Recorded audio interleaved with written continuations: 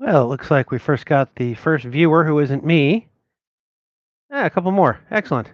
I don't know if any of you guys can see a chat box. I can't. I'm not quite sure why. Um, but perhaps we can share screen. No, that's not what I want to do. Cancel. But got a couple people looking. Let's give it a minute. See if anyone else wants to jump on. And chat at me. I don't see one. Do, do, do, do, do, do.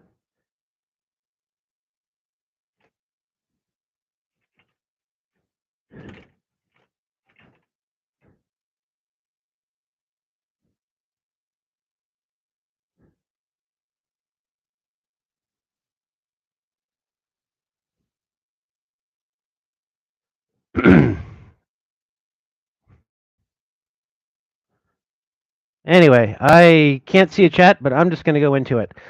So let's start. So welcome to my office. I am Douglas from Gaming Ballistic. I am Douglas. I am all of Gaming Ballistic. And I just received today 6 of the 7 boxes of Warlock Knight. That makes me scratch my head, but with any luck, one more box will be forthcoming. On Friday, I picked up the quick reference cards from my vendor Artiforge, which is here in the Twin Cities. So I just drive up to them and throw the cards in the back seat. So let's take a look at those first, since I got them first. All right. So pulling one out, we have. Let's see, we can see it. Oh, my assistant editor is coming in. But yeah, so these are. You can kind of. There we go. You can see them. They're double banded. Which should prevent them from disassembling themselves during shipping. I used to single band them, but they always showed up at people's houses more or less totally falling apart. They are 4 inches by 5 inches, 1/4 of the size of the standard DFRPG book, which is 8 by 10. Hi, come on up. Yeah, come on up. You're going to dig your claws into me anyway. Um, and okay, banding is tight. That's because I'm trying to take that off in a way that doesn't work. All right. Now, most of you guys should actually know what these look like because you have the PDF and have had for some time. So, we got nice. The chainmail came in pretty well. This is the disclaimer. Start with the giant praying mantis. Um, eight. All right. I love you, but your tail's in the way. So this one is not a terribly complicated monster. And this is the back, which shows the art and the scale. Um, you know, almost get a stamp of approval. You're gonna crunch that, aren't you? All right. Well, I can't ship this one out anyway because I've opened it. So here we have the giant praying mantis. This is meant to sit in a stand. I have in the past had luck with simple binder clips. So I'll put it like this and then put the binder clip out sideways a bit, and that allows it to sit flat on the table and sort of stand up so that the game master can see the card and the players can see the art. Any kind of standee will work for that. So that's good. Here's let's see if we can dig through and find some of your Captain Jack Penrod. This one came out a little. No, actually, it's better. Ironically, it's better in the camera than it is on to my eyes, but that's probably a me problem. But Captain Jack here, and a more complicated character, which is fine. Readable, comes out right. Attacks are listed sort of in the order of preference. I tried to put the Skills most frequently used first. Here we have Galavira, who is a female version of a fairly generic sailor crew. Male version, same stats really.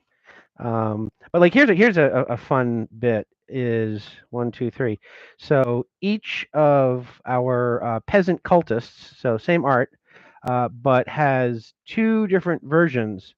Um, one that's a little stronger but a little slower. The same points, but I tried to make it more interesting so that if you were playing them, they would come off as slightly different real people, so to speak. And the Foundry VTT, which the license keys went out, I think last week. Foundry VTT has the named characters that you can drag over, and I believe the book, which we can look at in a second, has the more generic version, so that you can sort of pick and choose as you like, with some suggested disadvantages. This is probably I don't want to spoilers coming, but this is probably my favorite piece of art in the whole game, which is a blue ringed octopus with a pair of swords and a wand. Um, if I saw this coming at me, I would think twice about what my game master had planned for my future. Um, got some zombie sailors, um, Tarnathian militia. So got an artistic interpretation of a hatchet, a DB1 shield, and a some sort of halberd, or what is this supposed to be? Dueling glaive. Yeah, not everyone is as interested in authentic weapons as I am, since a glaive is a sword on a stick. Um, got more Tarnathian militia. You've seen this art before. This is the tree herd from the Northern Bestiary, and now this one has a name, Hornbeam. And this is actually this is a great piece of art, even though it's mundane. The artist did a fantastic. I think this is. I don't think this is Billy. I think this is. Oh, I'm blanking on his name. Um, it'll come to me later. But anyway, this is the same person who did the cover for. Oh, Brendan Lancaster. That's it. There it is. But I think this is a piece by Brendan, but I'm not entirely sure. But anyway, this is a great piece that really gets some of the details of a lot of the details of the of Fulmar the Fisherman here. All right. So now the moment that we've been waiting for. Here I have 20 copies, well, 10 each really, of Warlock Knight. 56 pages interior each. Cover looks very good. I did it so that the volume 1 and volume 2 covers are reversed so that you can tell them apart. And so here's let's start with the volume 1. So volume 1, open up. So there's the art on volume 1, the adventure, and the art of volume 2. And you can see that they are just, I just mirrored the thing, right? So the volume 1 adventures features the adventurer. The adventures and the dramatis personae features some of the characters in the book. So let us take a look. The trim seems to have done what it's supposed to. The cover looks good, not blurry. I haven't found any typos on the cover, which is always thrilling. Table of contents looks good, came out clear. The map looks great. And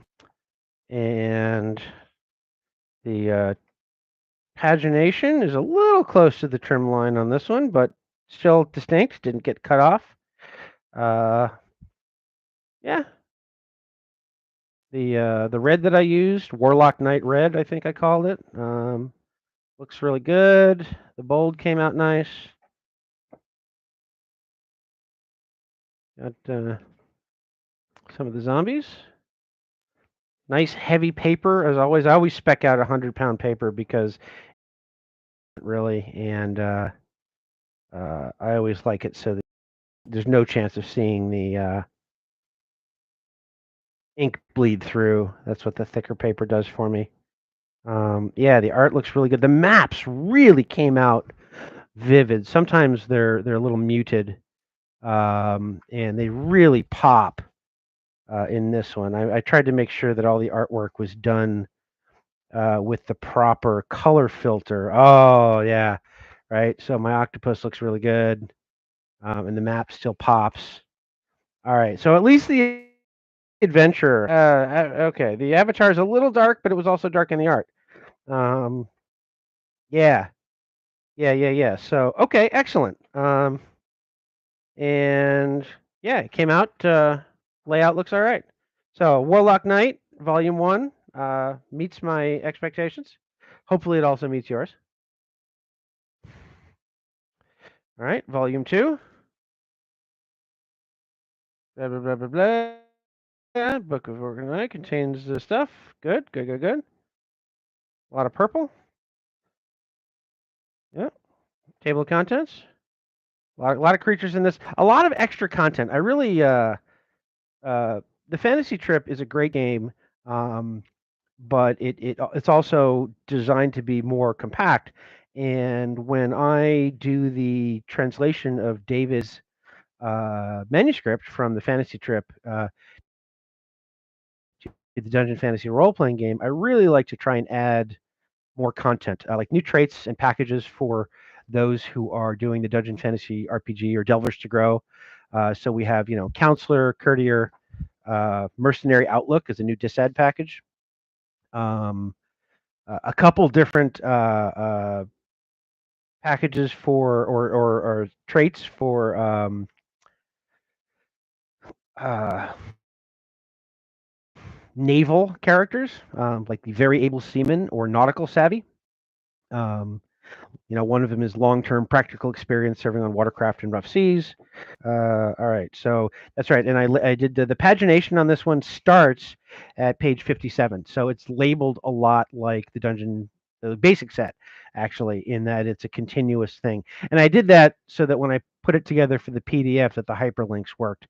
I tried every way I could think of to make it's 2 volumes that could hop between the two, but I just couldn't get it. Me problem, not a capability problem. I know that you can link between books, but I couldn't make it work, and I wanted to get it out to you, and I wanted you to be able to go bounce back and forth between where you were and where you wanted to go. I also included something that didn't really feature a ton in this adventure, but one of the major races in the Fantasy Trip version of Cedra, which is where this adventure is set, are goblins, and in Nordland, goblins are referred to as Nordalf, Nordalfar, Storalf, and Hobbs. Um, but people like to call a lot of different things goblins, and so the Neblanchar is a word that I came up with to describe a goblinoid race that are not the same as the goblins from Nordland, or are they? Actually, I don't think they are, but this presents these guys as a playable race. It doesn't feature strongly at all, but it really allows for some good customization, and was fun to bring the content from the TFT version in. Also, a little bit touches on nobility and horses. Horses are brought because a lot of nobles ride horses, and so a little bit of how you can get a horse, a 25-point package to make a horse rider cheval, um, and a basic horse. But yeah, the monster manual section is full page write-ups, which substantially duplicates the cards, but that's okay. But like this is the example of the cultist, right? If you look at the peasant cultist, we have some packages here that you can choose from, and you pick two to make an appropriate evil cultist. A selection of different weapons, and you can kind of pick and choose as you like. All right, enough of that. This looks good. The monsters section came out well. Colors reproduce great. Uh, so as soon as the address is clear, which will be I think about 48 hours from 5 o'clock, my kids and I are going to pack up like 70 books worth of just these two volumes of a book, and another 90 or so just the volumes and a deck of cards. Um, and we'll get that done. So when the address is clear, I will have probably what it's more like I think it's about 180 packages that will go in the mail immediately, and the total physical backers with physical. The last time I ran this, and let me do it again because we actually picked up a bunch. Okay, so 220